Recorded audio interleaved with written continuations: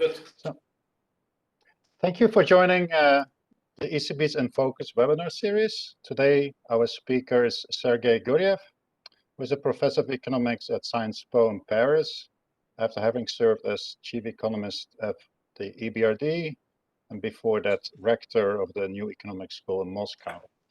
Sergei will talk to us about the impact of sanctions on the Russian economy.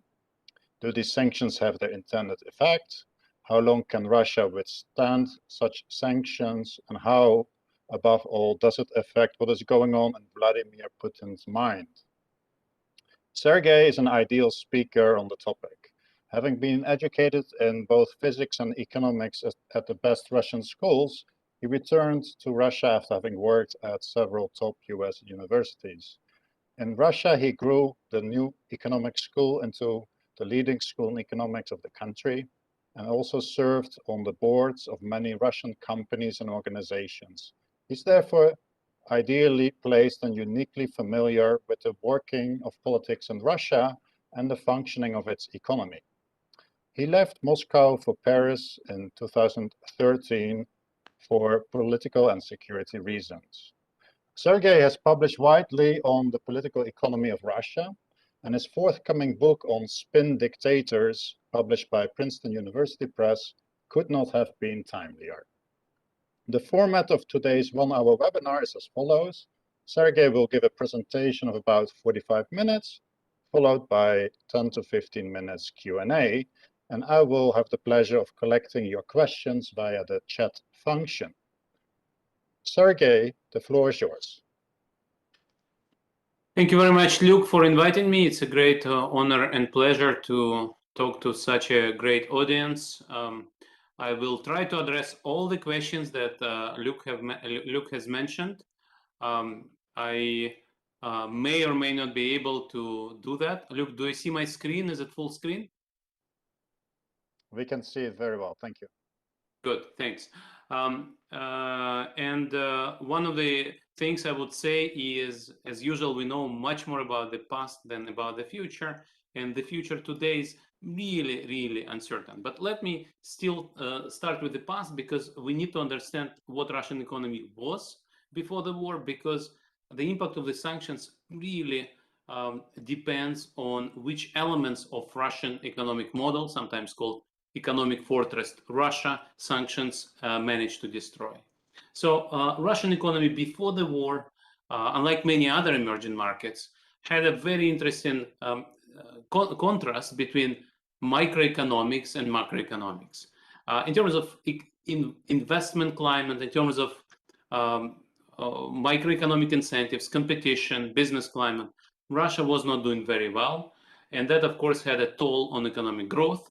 In the last 8 years, Russian economic growth was at less than 1% per year. And if you look at the pre-war forecast, it was supposed to continue to stagnate. After the recovery of post-COVID, it would continue to stagnate at 1 or 2% per year. Interestingly, household incomes were actually growing even slower than GDP. Investment was also low, and that was a huge capital outflow. So this is, whenever you hear about corruption, domination of the state, domination of business people connected to the top political leaders, this all has material effects on Russian economic growth. So if you look at this chart, if you look at the change in GDP and real disposable income of Russian households, you see that after 2013, Russian households actually saw their incomes going down, and by the year 2020, the incomes in real terms were 10% below pre-Crimea levels. GDP has grown, but GDP has grown slowly, and not nearly the growth was as fast as before 2013. Now, why do we compare everything to 2013? Because it was one single year when Russia was a high-income country. Never before nor after Russia was a high-income country. And also that was not a coincidence, because in 2014, Russia invaded Crimea. Now, on macro side, situation is completely different. Russia took a page from macroeconomic textbook and really implemented it. In 2014, Russia formally moved into inflation targeting, flexible exchange rate, it actually built up huge currency reserves, about $630 billion, which is about 40% of pre-war GDP. It also paid off all the debt, and sovereign debt is, even after COVID, is just 20%. And external part of this debt is quite small. And even if you add up total external debt, including corporates, that would still be below the reserves. Russia's also built up a sovereign wealth fund, and Russia runs a fiscal rule, where the budget is balanced at about $44 per barrel. There is certain indexation built in this rule, but basically at the pre-war data, it was $44 per barrel. So you have this strong macro framework, which has several pillars: reserves, low debt, fiscal rule, and inflation targeting. And all together, you see what indeed policymakers would say fortress Russia. Now, just to give you a feeling of what balanced budget was, pre-war IMF fiscal monitor would tell you a story of Russia being the only large economy having a balanced or surplus budget after COVID. So these are the projections which were in place.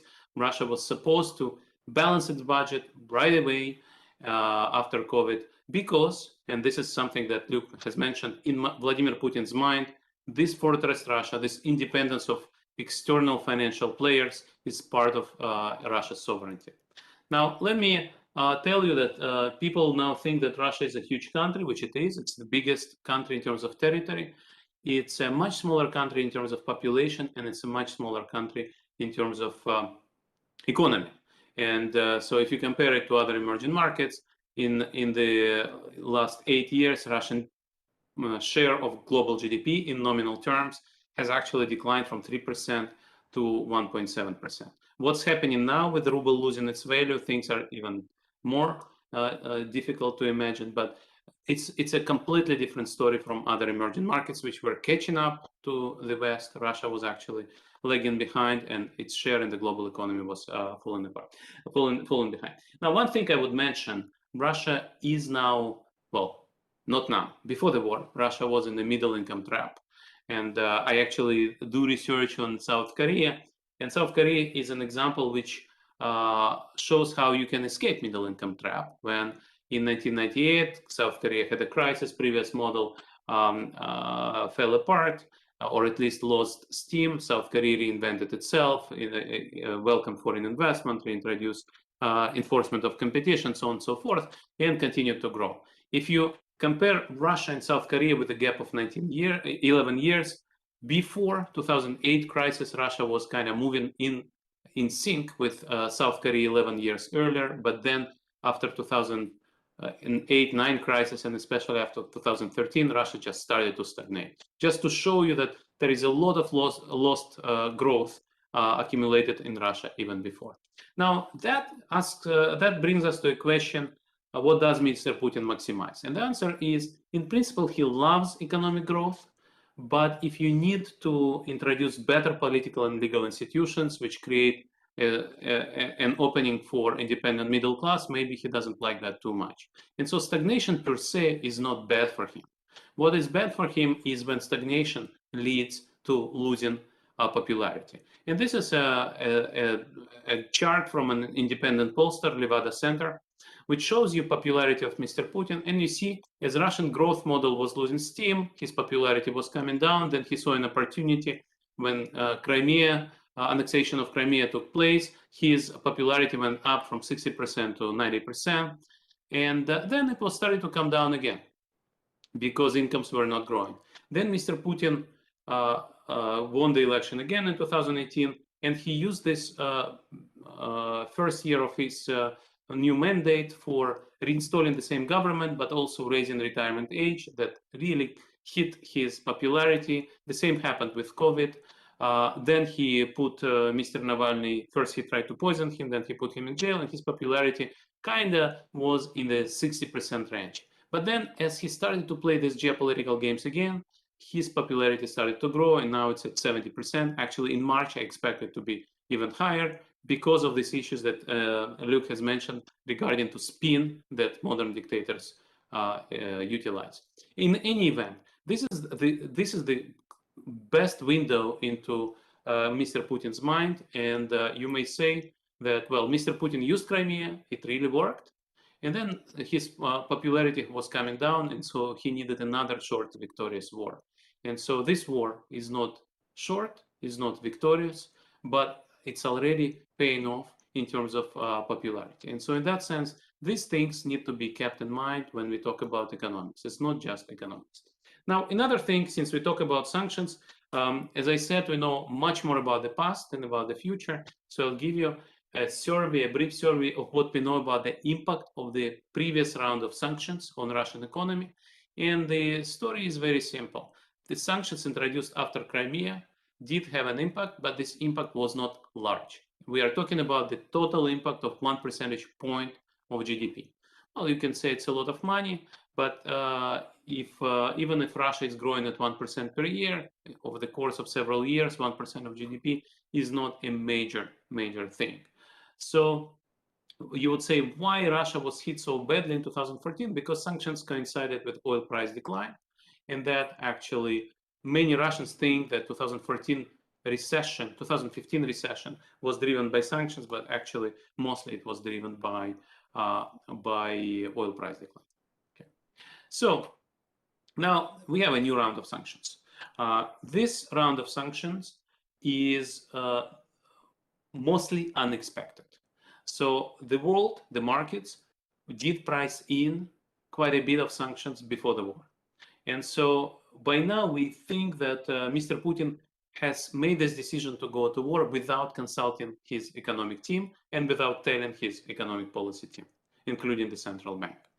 So still, the markets thought something may happen, and they thought that the West will respond with sanctions. And if you look at the ruble in the run-up of the war, after Mr. Putin started to publish ultimatums to NATO, this tension, as Mr. Putin would call it, did cost him quite a bit. So ruble lost about 10% of its value, and ruble-denominated stock price indices lost about 20%. So the dollar-denominated stock price indices lost 30%. And the reason for that was the market did not expect sanctions that we eventually observed, or attached a low probability to that scenario. And from various leaks, we now know that Russian government expected that there would be a nuclear option.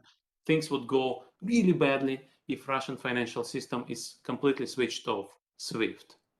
That was their worst case scenario. And that's why, by the way, since 2014, Russia has been building a domestic substitute for SWIFT and has actually created something which is highly imperfect, very small, but is functioning. Actual sanctions were much more impressive. So first and foremost, several big banks are now under full blocking sanctions. And VTB is a number 2 bank, as you all know. Sberbank is not under full blocking sanctions. Sberbank is cut off certain equity and debt markets, but it still can operate in the West. And it is exiting certain markets, of course, but at least it's not under full blocking sanctions. Now, Sberbank is much more important than VTB, but that may be the fact that Sberbank is spared is probably because the West wants to keep a threat for Mr. Putin, saying we can still go further. Now, where the West did go a long way is export controls. So Russia cannot buy Taiwanese or American chips anymore. Aircrafts are not maintained. So if you really care about aircraft safety, then majority of Russian air fleet, something like 90% of its seat capacity, is now grounded. So in principle, unless you say that Boeing and Airbus care too much about air safety, this is what Russian government seems to be saying now, you shouldn't fly these planes at all, even within Russia. Russian government will probably nationalize those planes and will still fly them, but the maintenance will not be there and parts will not be there. Also, some software is being suspended, and so a lot of stuff is going on in terms of access to technology. Now, that also affects defense industry. People think that Russian defense industry is completely independent. This is actually not correct. This is not I was trying to figure out how dependent Russian defense industry is on imports, but this is more or less state secret. And the only thing I can tell you is last year, Minister of Defense said, we will increase the share of domestic parts in our defense industry production by the factor of 2.5, from which we can deduce that the domestic parts are below 40% of the parts, but probably even smaller. Anyway, the biggest thing was the sanctions against Russian central bank, freezing its currency reserves. That was not expected. And those of you who follow sanctions, you know it's not unprecedented, but the previous precedents were Venezuela, Afghanistan after Taliban took control, Syria, but nobody expected that for Russia. So Russian central bank was worried about American sanctions on its reserves, and that's why they de-dollarized a lot. But by de-dollarization, they meant moving money from dollars to euros. And so European sanctions, Swiss sanctions on the reserves were unexpected. Now, formally, gold and yuan are protected. We don't know how much is in gold and yuan because the Russian central bank publishes the composition of reserves with a 6-year delay. So the last data we have are for June 2021. So there, gold is 22%, yuan is 13%. But de facto, this is also hard to use because these reserves can be sold to somebody who is not afraid of dealing with the sanctioned entity. And the secondary sanctions may hit you before you know that. So even Chinese banks so far don't want to break American sanctions. We'll see how it goes, but still this is quite an issue. Okay, so these sanctions immediately had a huge impact on the financial system. So ruble immediately lost 30%. And in principle, we don't actually know how much ruble is worth because there are huge currency controls.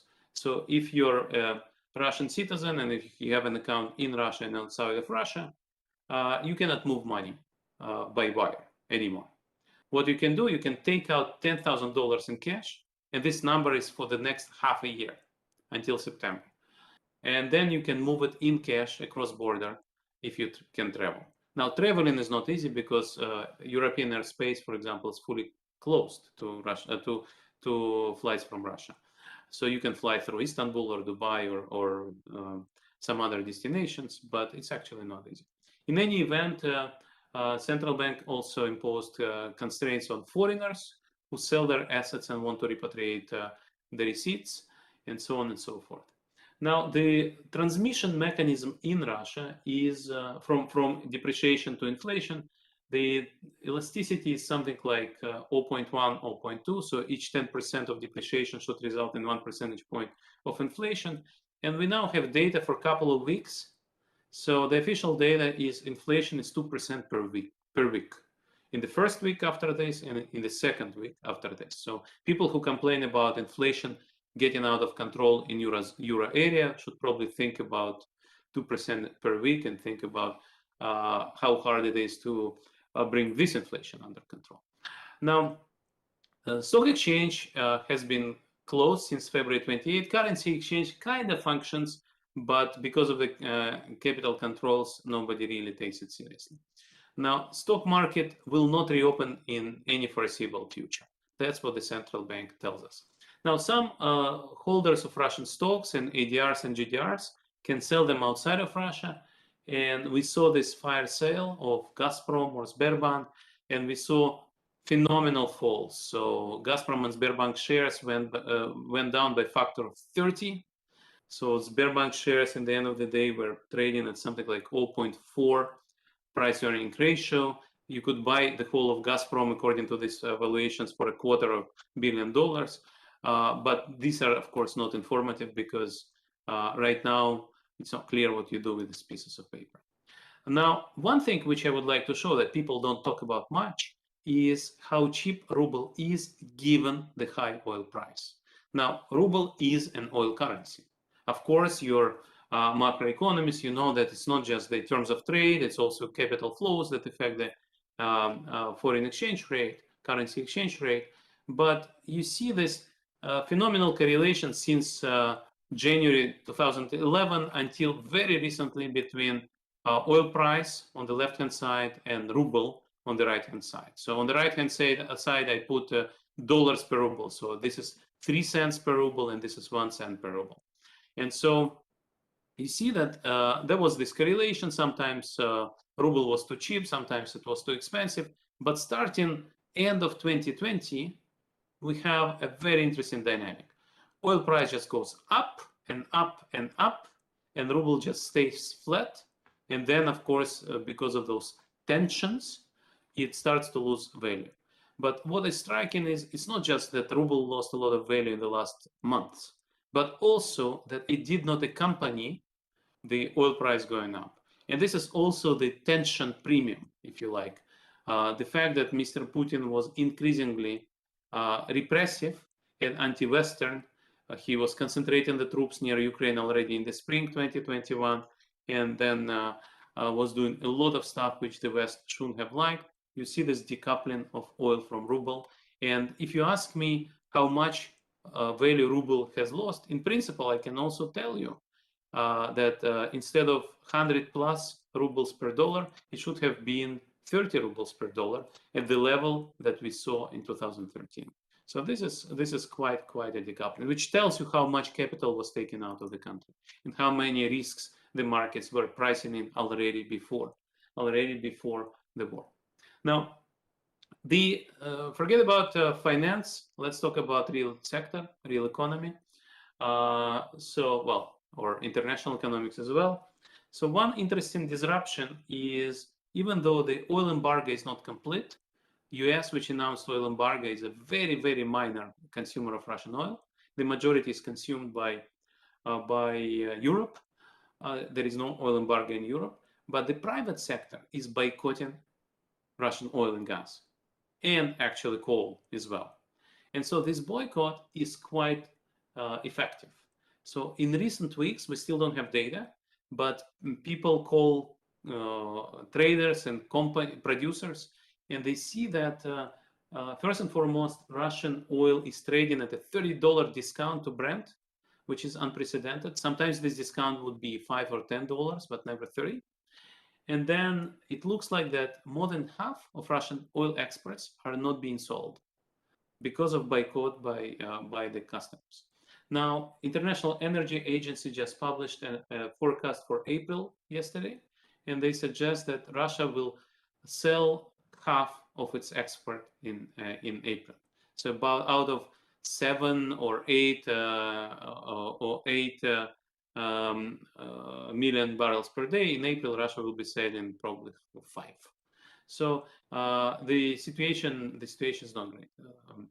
So another thing is foreign companies don't just stop buying Russian exports, they just quit Russia and stop exporting to Russia. There is there is a list at the Yale School of Management website compiled by Professor Sonnenfeld and Jan, which now lists 400 foreign companies that exited Russia. So these are household names such as McDonald's or IKEA or Coca-Cola, but there are also professional consulting companies. There are also suppliers of various intermediate goods for Russian companies. And so many Russian companies now fear that they cannot produce anymore because they need imported parts. I mentioned aircraft, for example. Russia does have a domestic aircraft, civilian aircraft called Sukhoi Superjet, but 70% of its value is actually imported parts from the West. And so the existing aircraft will fly, but the new aircraft will not be built. And symbolically, the largest Russian car maker, AvtoVAZ, now suspended production because they lack chips. They lack semiconductors. And so this is a shock which is impossible to estimate. This is something that we don't know how to think about those issues because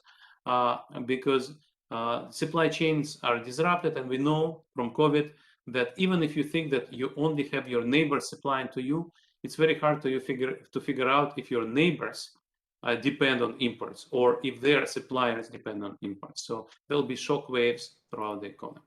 Now, what is the GDP forecast? Because of what I've just said, we don't really have a forecast. Nobody really knows how to think about the second quarter and about 2022 in general. But here I just give you some numbers from various sources. So pre-war forecast was consensus slightly below 3% growth. Consensus forecast of bank analysts is something like -8%. This is 1 week old. Central Bank of Russia, I think it's now by 2 weeks old by now, is also -8%. JP Morgan is -11%, and JP Morgan also gives you seasonally adjusted annualized rate of -35% in the second quarter. And then Institute for International Finance gives you -15%. So why 8% is important? Because 8% is the recession in 2009, which is the biggest recession since early 90s. Even in 1998, recession was 5 or 6%.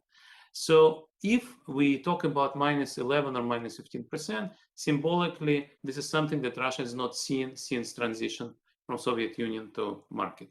And in that sense, this is an unprecedented shock. Well, I should say that IKEA also didn't sell in Russia before early 2000s. So in many ways, Russia goes back to early 1990s. Now, long-term impact is even harder to evaluate. One is China. So we don't know if China will be able to substitute for the West, and if China will want to substitute for the West. And so we see very contradictory signals from China. Sometimes China says we are very much against sanctions, and the West is doing illegal things.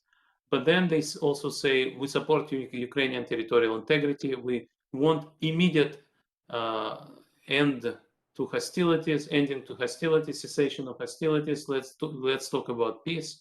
And so we don't understand to what extent China will risk getting under secondary sanctions, or there'll be some kind of low-key Chinese players that would still risk that. The big players already have been complying with the sanctions, including ICBC and Bank of China. The multilateral players such as AIIB and New Development Bank actually froze their operations in Russia. And in that sense, it's very hard to predict how and whether China will support Russia if Russia remains under sanctions. Now, another thing which probably you already observe in Europe is that's going to be an accelerated transition away from Russian fossil fuels, from Russian oil and gas, towards another economy. That economy may be greener, maybe not. Some people say that if you want to switch off Russian gas next winter, you need to bring on board some coal production. But in any way, we see that already because of private sector boycott, many things are changing. You're in Germany. Many people in Germany believe that Germany cannot join oil embargo. But honestly, I've seen so many impossible things happening these days that I actually think that it's quite likely that Europe will in some way join oil embargo, if not gas embargo, at least oil embargo reasonably soon. And again, there is still a private sector boycott, so E.ON stopped buying Russian gas. So all these things are happening as we speak. And finally, one thing which people underestimate, there is a huge human tragedy in Ukraine. By now, we talk about 3 million refugees, but there is also an exodus of Russians. Nobody knows. Some people would say 500,000. I think the number of 200,000 is probably more realistic, but everybody I know is running away. And of course, I have a biased sample, but we are talking about professionals, academics, creative occupations, all seeing that Russia has no future for them, and they try to run somehow. There is also, occasionally, there are also rumors that they will not be able to leave soon, and so that accelerates the exodus. But there is a huge brain drain, and it will hit Russia very badly in the long run. So that's where we are. So let me identify a couple of scenarios. So in terms of economy, much depends on whether Europe joins or doesn't join embargo. So even if Europe doesn't join the embargo, there'll be a major disruption period during which Russia will try to reorient its exports to China or India or some other places. And keep exporting to Europe, will probably get a oil price with a discount. Still, it will have a huge current account surplus because imports will collapse. Also because of cheaper non-tradables, Russian budget will do reasonably well. And in principle, you can see a scenario where Russia keeps selling oil and gas to Europe, gets paid even with a discount, and that's enough to have a surplus budget and even appreciation of the ruble. And so Russia becomes a certain version of North Korea, but at least for the generals, for TV anchors, and for policemen on the street who beat up the protesters, there is enough money. So this is a reasonably grim scenario. There is another scenario where Europe joins oil embargo, and China is convinced openly or implicitly join oil embargo, and that is a complete humanitarian crisis in Russia in the sense that macroeconomics completely destroyed. There is a huge fiscal deficit, rubles in free fall. There is no way to reorient exports to anywhere. And I think we are to a situation where the West needs to think how to provide medicines to Russians and set up some kind of oil for food and oil for medicines program. So in terms of politics, to what extent this will change Mr. Putin's calculus, geopolitical calculus? I would say that we clearly see that the goal of the sanctions is now different. Before the crisis, before the war, Western leaders would travel to Russia and say, Mr. Putin, please don't invade, because there will be catastrophic sanctions. So sanctions were a deterrent. And Mr. Putin listened and said, of course, I will never invade. I'm a peaceful person. But now when he's invaded, for a couple of days, when sanctions were introduced, Western leaders asked Mr. Putin, can you please go back? Can you please stop? And he said, no, we need to find a final solution. I'm not kidding. Yesterday, he actually used the word final solution. Luckily, the Kremlin's website only translated it into English. There is no German version. But he really talks the language that we've not heard since 1939. And so now the goal of the sanctions is to destroy his resources. So he no longer can actually continue this war. And that, I think, is feasible if there is a bargain joined by the EU and then somehow negotiated with China as well. Now, in that scenario, I think the war will at some point stop. How much land Mr. Putin will get to keep, we don't know. Whether Ukrainians can actually push him back to pre-war borders, I don't know. I wasn't a COVID expert last year, and I'm not a military expert this year, so I cannot really talk much about the military aspects, but I am, as Luke correctly mentioned, a political economist. And so I see that whatever the outcome is, Mr. Putin has now changed his regime. Before the war, he was a spin dictator. So let me show you the book that Luke mentioned. So our book is about how majority of modern dictators actually use manipulation of information, money, to be popular. Rather than terrorizing their voters, they try to charm them. And sometimes some part of the population needs to be repressed, but this repression is covered rather than explicit. And what happened to Mr. Putin, he shifted from this model to old-fashioned fear model. And here on this cover, you can see that you have a military hat, which symbolizes fear dictators like Hitler or Stalin, or in modern days, Maduro. And you also see a gray suit of a spin dictator, somebody who says, we have elections, goes to Davos, goes to BIS meetings if need be. And I think we argue in this book that quantitatively you see a lot of shift from fear to spin globally.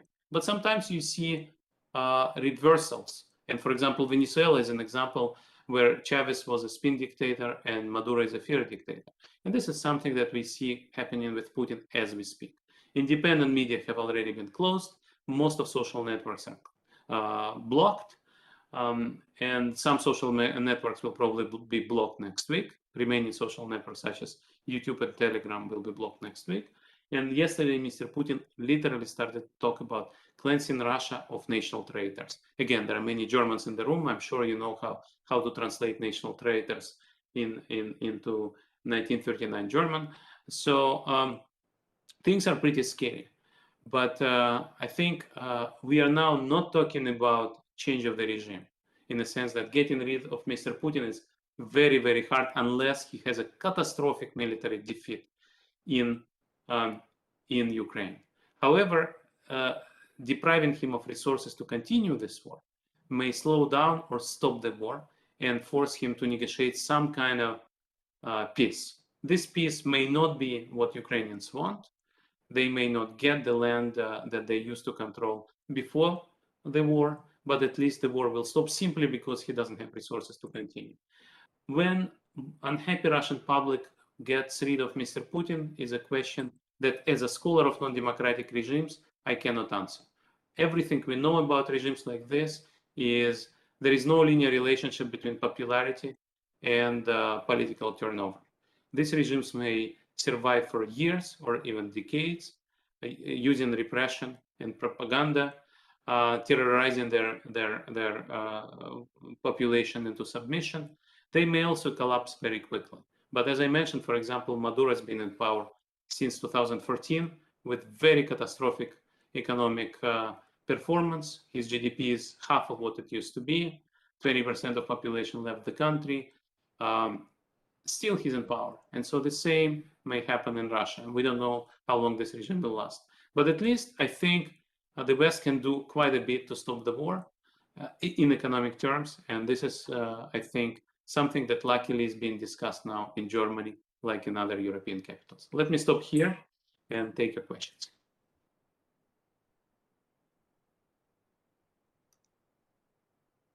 Yeah, yes, and buy my book. It's coming up April 5th in the US, June in London. Already can be pre-ordered, and so that's actually a great book for general audience. Thanks. Thanks so much, Sergei.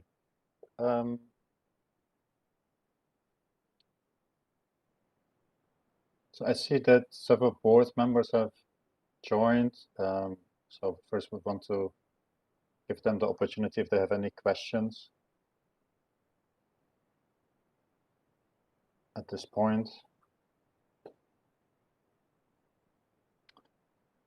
I think it's great, Luke, that you can see board members in the list of 250 attendees right away. That shows a lot of skill. Okay, well, let me pick up a few questions while others prepare. So one question here is, I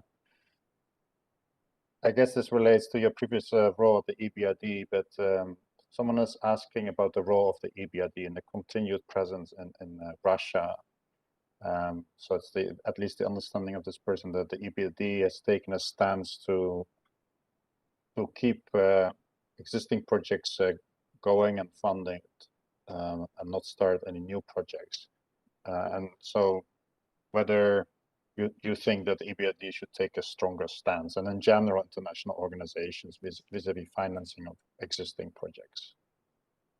Right. So EBRD actually took this stance since 2014, when EBRD said no new projects, but continue existing projects. And EBRD used to have 7 offices in Russia.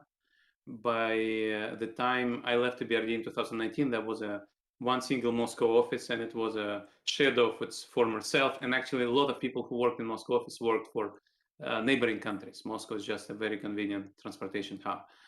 And in that sense, EBRD has shrunk its operations in Russia a lot. The portfolio was small.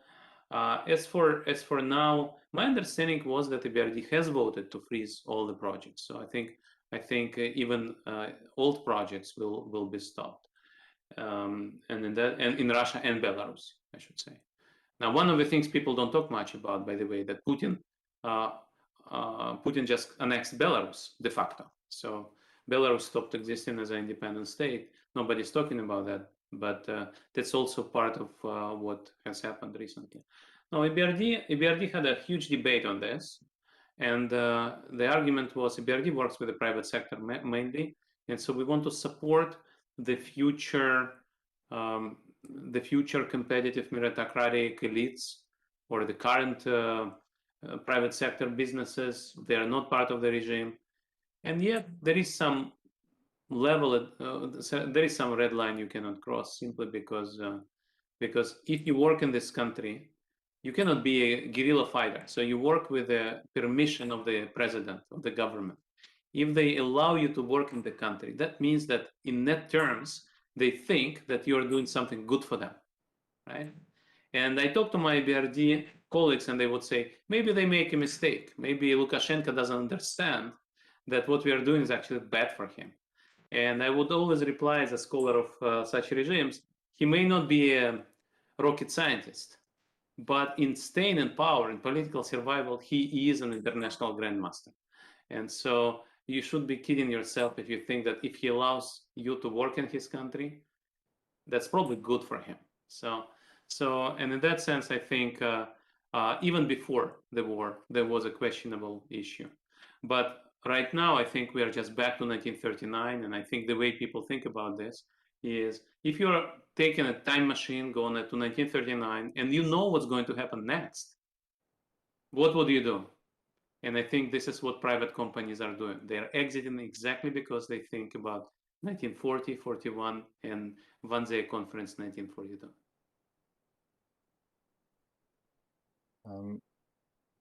Someone else is asking about an impending sovereign default. So you mentioned that debt levels are relatively low. Russia seems to have at least ordered payment this week, but what if it were to have to default?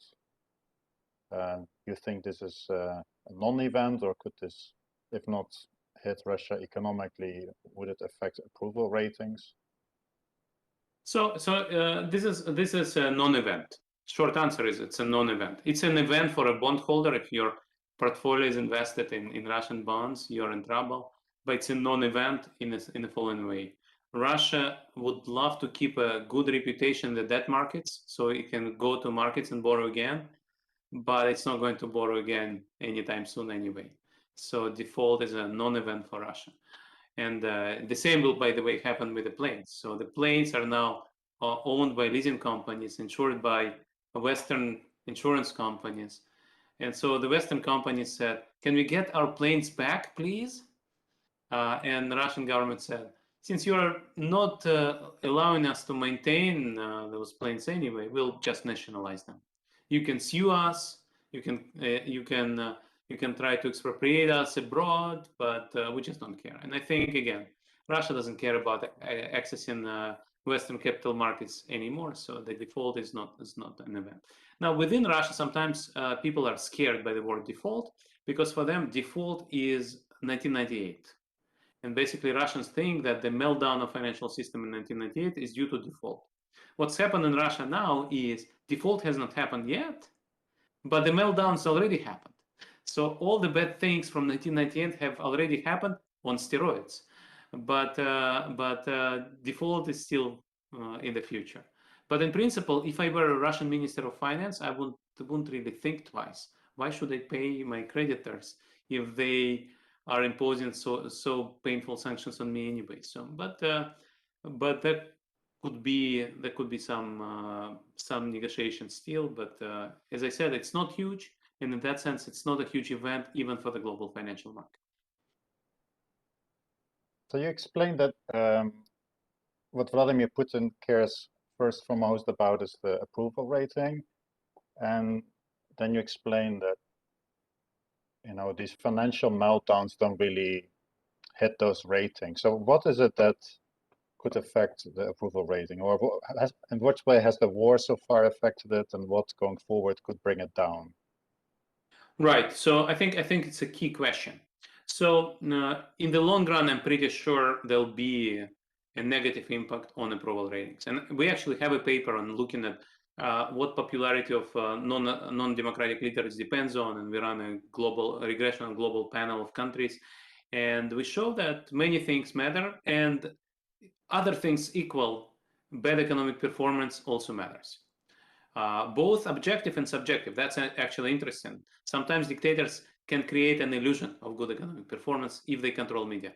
So And this is what we saw after the war. So Mr. Putin was preparing this war using a very close circle of advisors. So, for example, they decided not to close down independent media, remaining independent media before the war. And then the first few days showed that support for the war is actually shrinking very quickly.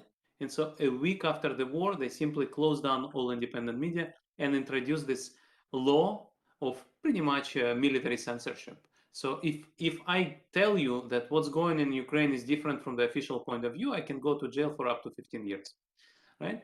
So there is no debate in Russian media anymore.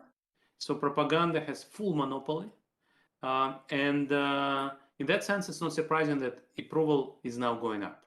We don't know how to measure approval in a regime like this because people are afraid to speak openly to the pollsters.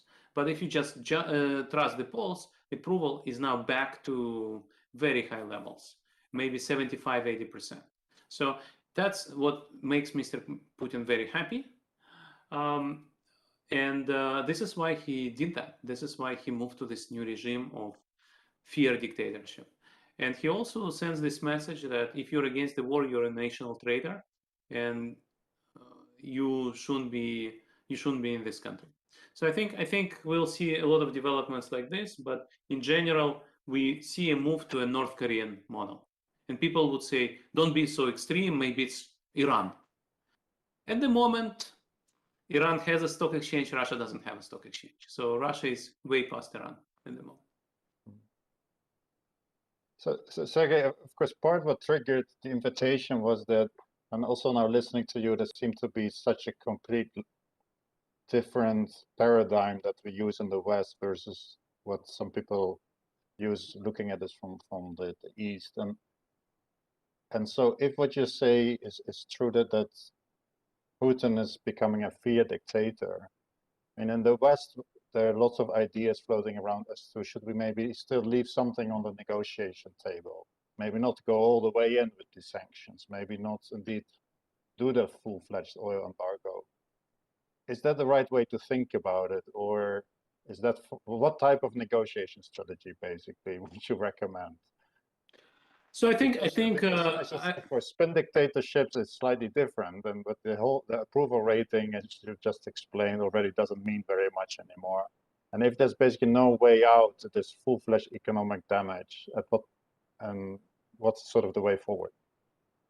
Well, I think 1939 parallel is actually quite informative, and so I think this is a very, very simple way to answer questions like this. You travel back to 1938 and think, what should we do now? And the way it works is right now you need to stop the war, and for that you need to make sure that he doesn't have cash to pay his soldiers. And by the way, policemen and propagandists as well. This is part of the same game. No? But this is imperative. Now the other thing is once the war is stopped and Russia is a new huge nuclear armed North Korea. Well, North Korea also has nuclear arms, but Russia has many more. So the question is what you do, and the answer is again think about the fact that he has full control. So whenever you negotiate about something with him, you are helping him to prepare for a new war. And so in that sense, everybody in Russia suffers. As long as he's in control, the whole population is his hostages. And there is no other way to think about this. So if you think that you can target Mr. Putin's deputy or his own wealth, and he will suddenly become poor, the answer is he will squeeze Russian pensioners to pay for his new villa or yacht. By the way, he repatriated his yacht before the war, 2 days before the war. So not many other people from Russia did that, and many yachts have been captured, right? Have been seized. But in that sense, the whole country is his hostages. On the other hand, people can leave. So this is not as bad as many other 20th century dictatorships. So in that sense, I don't think there is much choice. Negotiating with Mr. Putin is showing weakness, which shows him I can now annex something else. And of course, I think deterrence at the NATO border is hugely important. So now the good news, if there is any good news from recent weeks, is that it will be much harder for him to launch a new war, because this war has weakened him a lot in economic sense, in military sense as well, in reputational sense. Another thing which I would mention is don't neglect public opinion within the West. So the public opinion has shifted, and if you start negotiating or doing business with Mr. Putin, you may actually go against your own public opinion. Even in Germany, public opinion now supports oil embargo against Russia, something we won't expect before. Thanks. Many of the sanctions have, and also some of the lists that are being drawn up that you mentioned, are targeting the oligarchs. How effective is this to target that group? So this is actually, the oligarchs are very important for a spin dictator regime, because they are a conduit for lobbying Western governments, societies. Their money is something that the regime uses to corrupt Western democratic institutions. And in that sense, these sanctions should have been used before.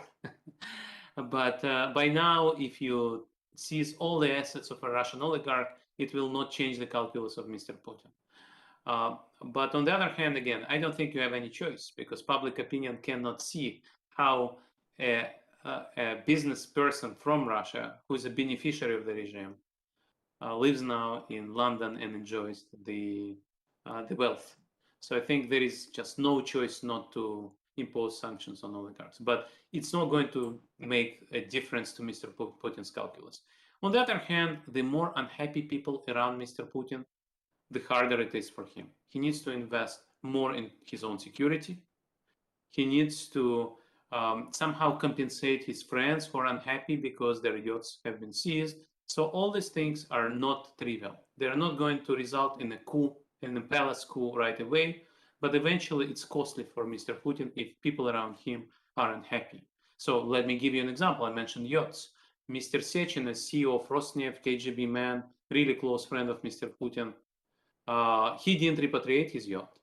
And I say yacht now, but actually today I discovered it's 2 yachts. So 2 yachts of Mr. Sechin have been seized. Mr. Sechin is no longer probably happy friend of Mr. Putin. And so, just to mention, I mentioned South Korea. In South Korea, a very successful dictator, Park Chung-hee, was killed by his own security chief. So you never know where your problems come from. Then there's more of an insider question. Is Mr. Putin the sole decision maker in the Kremlin, or does he listen to anyone, and who? So since we are a bit, since we are a bit in a book club, I would recommend a book by Catherine Belton called Putin's People, which actually identifies 6 individuals who are very close friends of Mr. Putin. Most of them are KGB, so there are people. So he's a god. So when he talks to them, they cannot really argue with him. But what he tries to do with them, he tries them to denounce each other. So he doesn't use internet, he doesn't read independent media, but he wants them to inform him independently from each other, so he has better information. And so that is very, very important to him. So he does talk to some people. Now he talks to fewer people now because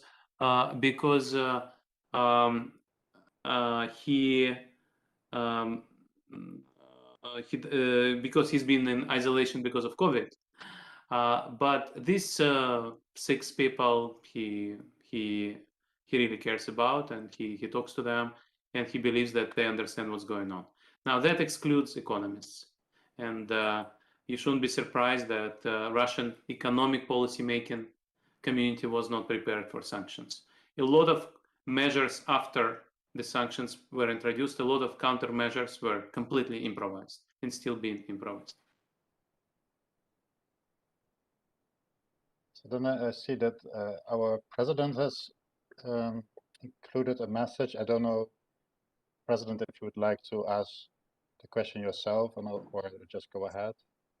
I'm happy to do that, but I'm in a car, and I don't know if you can hear me well. Thank you so much. We can hear you well. Thank you. Thank you so much for your participation. It's really, really interesting. the question I had for you, Sergei, if I may, was assume for a second that the whole of Europe was to boycott oil and gas from Russia, and therefore stop paying those 640 million per day to Russia. How long does it take to actually put the economy on its knees, to disrupt the social order to the point that he cannot buy people out anymore? Is it a matter of 2, 3, 4 months, or is it a matter of 2 years? Well, thank you very much, Madame le President. Yeah, we last met in a very happy circumstances in Croatia, in Dubrovnik, when in peace times, even pre-COVID times. I remember. It's really and situation now is very different. So I think it's a matter of months, but again, we may be completely mistaken because it's uncharted territory. But what is important, if Europe introduces oil embargo now, that removes the light in the end of the tunnel for Putin. So this is very, very important. So people around him will say, we have no money to pay soldiers for this war. We have a huge fiscal deficit.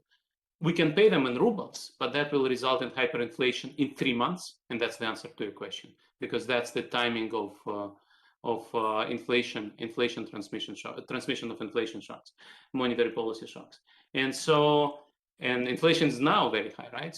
So once he sees no light in the end of the tunnel, I think that should result in negotiations within a matter of days. So that is my uneducated or educated guess. This is what I would bet my money on. We don't know. Maybe he will double down and use nuclear strike, but this is where we are, because that would be a huge fiscal shock. Right now he's in trouble, but he thinks that he will be able to reorient exports or bribe some companies to trade for him. Who knows? But right now, I think if Germany joins oil embargo next week, I think it will make the war end in a matter of couple of weeks. That's really what I would suggest. And I'm very happy that Germany seriously discusses that. Thank you so much. So then I would like to end with, maybe this is a more personal question. Maybe talk about Russia as a country, but it's also your mother country. And as you said, many are leaving the country. So what do you think, sort of more long term, what will this do to Russia as we knew it? Right. I think that's indeed a very personal question. I also lived in Kiev, and during my time in EBRD, I worked with Ukrainian counterparts a lot, and I have many friends, and for me it's personal on many, many levels. And since you're asking about Russia, and I highly recommend to invite a Ukrainian speaker to talk about Ukraine, but since you're asking about Russia, it's very important to separate Russia from Putin. And actually, with Mikhail Baryshnikov, the famous belly dancer and the best-selling Russian author Boris Akunin, we set up a website, True Russia, where we say that we are the true Russia, and we fundraise among Russian diaspora for supporting Ukrainian refugees. So for Russians in the room, please donate to show, not just to help Ukrainian refugees, but to show that this is not our war.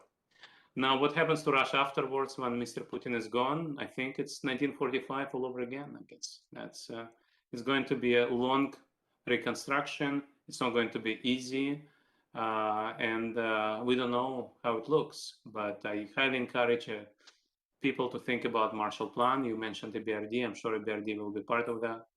But I think before that, there will be a major reconstruction effort for Ukraine, and I think Ukraine will be part of EU much sooner than Russia, hopefully.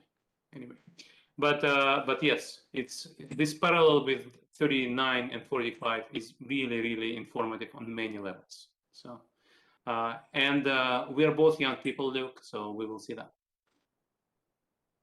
Very good.